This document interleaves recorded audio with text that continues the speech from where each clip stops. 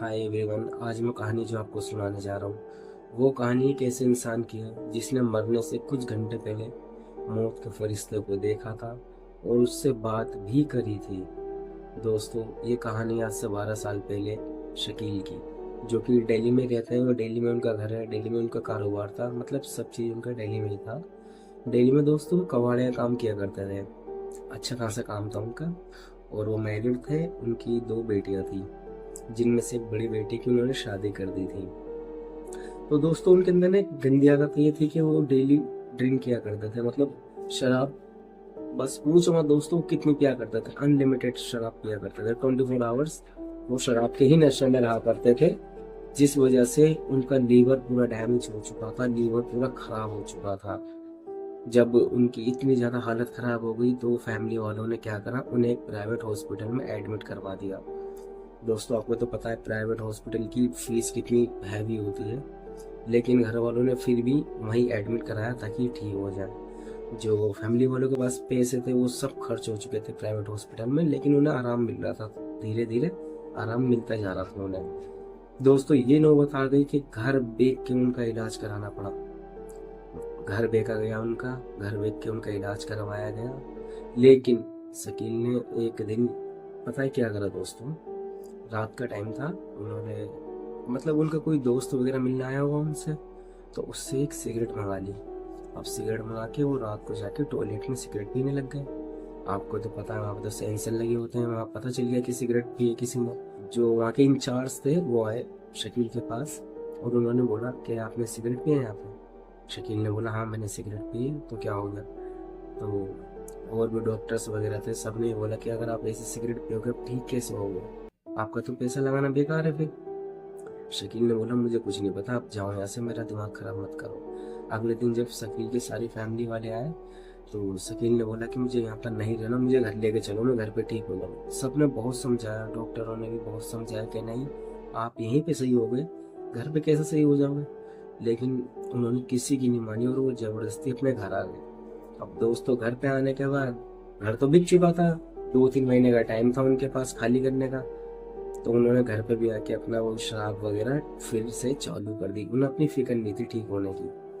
अब दोस्तों घर पे आने के बाद उन्होंने शराब पीना स्टार्ट तो कर दी, लेकिन उन्हें ये नहीं पता था कि शराब की वजह से और ज्यादा हालत खराब हो जाएगी।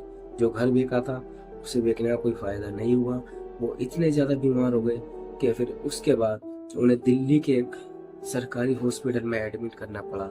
यार आपको तो पता है दोस्तों सरकारी हॉस्पिटल में काम कैसा होता है। सरकारी हॉस्पिटल में एडमिट थे, जांच वगैरह हो रही थी, सारे काम हो रहे थे। और दोस्तों इनका जो ख्याल रख रहे थे वो इनकी बहन के 2 लड़के थे, एक का नाम आमिर और एक का नाम कामरान है। आमिर ही देखभाल कर रहा था इनकी शुरू से लेकर एंड तक, कामरान कभी कभी जाता था। तो दोस्तों पता है क्या, ये जब सरकारी हॉस्पिटल में एडमिट हुए थे ना, तो उस टाइम इन्हें एक अजीब सी मतलब दिल में बेचैनी होती है ना, वो होने लग गई थी।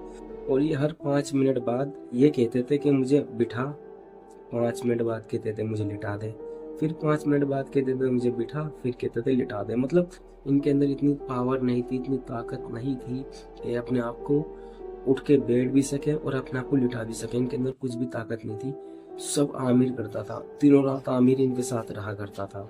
ठीक है, तो दोस्तों आमिर जब इनके साथ रहता था तो 4-5 दिन हो गए थे सरकारी हॉस्पिटल में आमिर सही से नहीं सो पाया था। तो एक दिन आमिर के घर वालों ने बोला कामरान से, आमिर के छोटे भाई से, कि देख इसकी नींद पूरी नहीं हो पाई है, एक काम कर आज ना तू ही चला जा अपने मामा के पास और तू उनका ख्याल रख, आमिर सो जाएगा तो इसको थोड़ी नींद पूरी हो जाएगी, तो इसके बाद ये चला जाएगा वहां पर, ठीक है।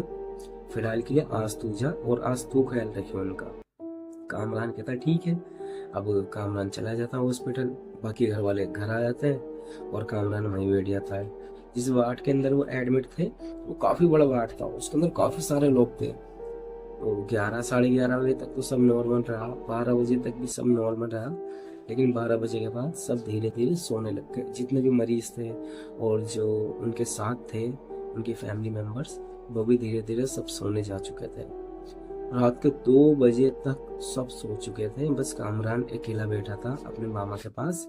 और उसके मामा भी कभी कह रहे थे मुझे बिठा, कभी कह रहे थे लिटा, कभी कह रहे थे बिठा, कभी कह रहे थे लिटा। उसके बाद उसके मामा की आंख लग गई और उनकी आंख खुलती रात को 3 बजे।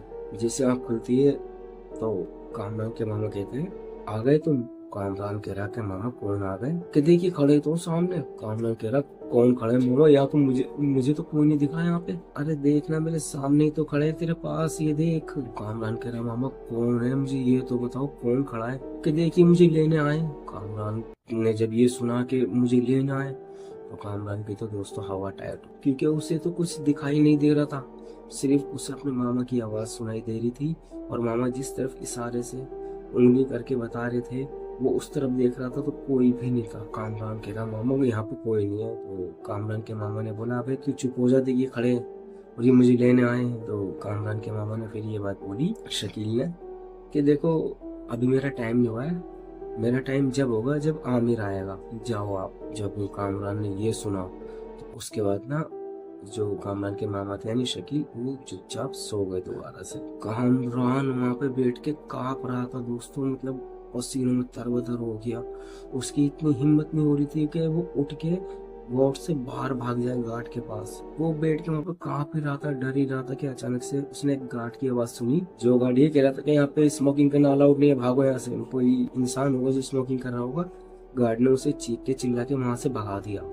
तो जब कामरान ने गार्ड की आवाज सुनी तो कामरान भागा बहुत तेज और सीधा उसी गार्ड के पास। कामरान ने हालांकि किसी को कुछ नहीं बताया, वहां जाके गार्ड के पास बैठ गया।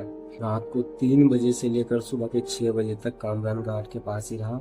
उसके अंदर इतनी हिम्मत नहीं थी कि वो वापस वार्ड के अंदर चला जाए।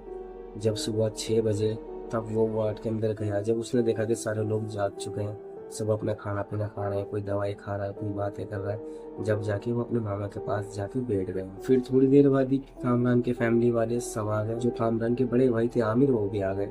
कामरान ने बोला कि चलो ठीक है, मैं घर जा रहा हूँ। कामरान रास्ते से अपने घर ही आया था, घर पे मतलब पहुंचा ही था कि कामरान को कॉल आती है, मामा अब इस दुनिया में नहीं रहे। वो एकदम हैरान हो जाता है, वो सोचता है ये हुआ तो हुआ कैसे, मतलब मैं तो घर तक भी नहीं आ पाया।